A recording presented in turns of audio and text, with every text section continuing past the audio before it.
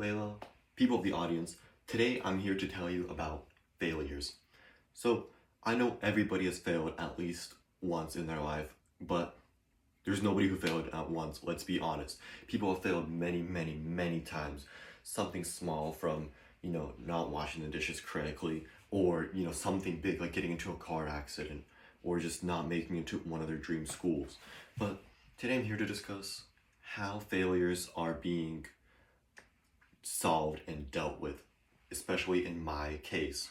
So the way I do it is I'm going to tell you guys how I'm doing this based on my story that happened to me a few days ago. So I work as a barista at a cafe, and it was a rough shift. So what happened is I made pretty much all of the drinks wrong. None of the drinks were made right. Manager had to come tell me that I needed to really focus in, make sure. So what is my failure in this situation? So the first step to assessing and solving your failure is acknowledging that you failed, and I did. I was not doing well that day, so I know I was being wrong. I was not making it right. But then what do you do next? So then you really identify your failure. So what am I failing at? So in my case, this failure would be not making the drinks right, or being too clumsy with the drinks, accidentally spilling some of a drink onto one of the servers. So I identified my failure. I know a lot of people usually either, de-stress somehow by either crying or panicking or doing some sort of other way, but for me it's a logical learning sense of figuring out how to deal with failures. So after I've identified the failure of me not being able to make drinks, what do I do next? Next, I really identify what am I doing wrong that causes this failure? Is it a lack of knowledge? Is it just me not having a good day? Is it something else, like I'm hungry or I have no sleep, just tiredness? This is what I had to identify.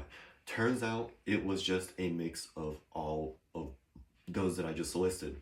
First of all, I'm still new, and some of the drinks I have not been good at. So of course the manager is going to hand them back to me. And then I was really hungry at that time. I skipped breakfast and I was working morning shift. So I was hungry, therefore irritated.